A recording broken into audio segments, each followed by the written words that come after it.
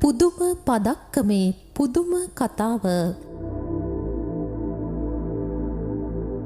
රෝමානු කතෝලික සභාවේ ජේසුස් වහන්සේට පසුව ඉහළ ගෞරවාදරයක් දක්වන්නේ දේව මාතාවන් වහන්සේටයි.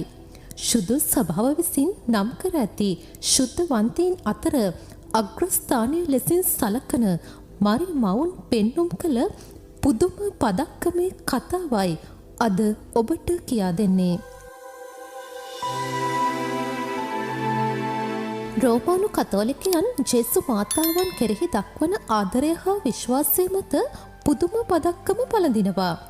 මේ පුදුම පදක්කම හා සම්බන්ධ කතාව සිද්ධ වෙන්නේ 1830 දශකයේ ප්‍රංශයේදී.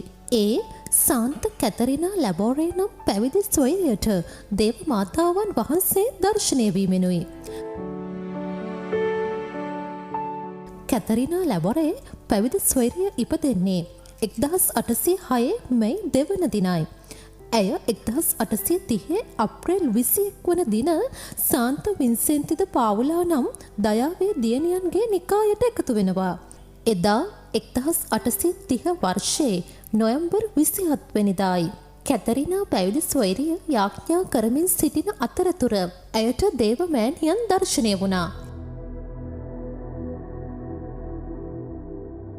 ඇය දැක ඇත්තේ දේව මාතාවන් ඇත්දල පැහැති ඇඳුමකින් සැරසී ගෝලයක් උඩ සිටගෙන තවත් ගෝලාකාර හැඩති වස්තුවක් තම පපුවට තුරුළු කරගෙන සිටින ආකාරයයි. එසේම දේව මාතාවන්ගේ අතෙහි දිලිසෙන මැණික් මුදු කිහිපයක් තිබී ඇති අතර ඉන් සමහරක් මුදු දිස්නයක් වෙලා නැහැ.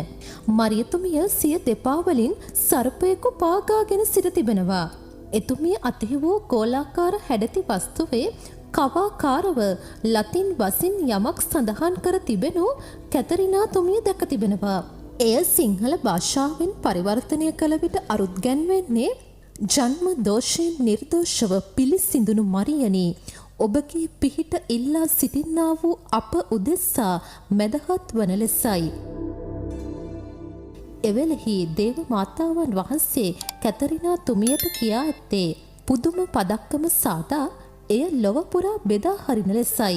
ඒ වගේම මෙම පදක්කම පළඳින්න දිස්නයක් නොමැති මුදු වලින් අඟවන්නේ තවමත් මාගේ පිහිට උපකාරය නොඉල්ලන අයයි.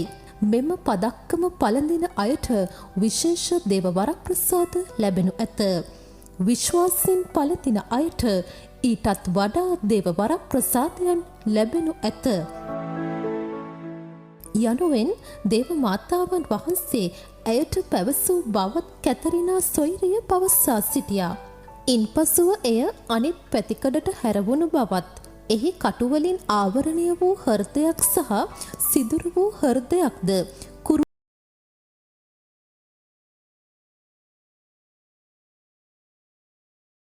තරු 12ක්ද දක්නට තිබූ බව ඇය දැක තිබුණා.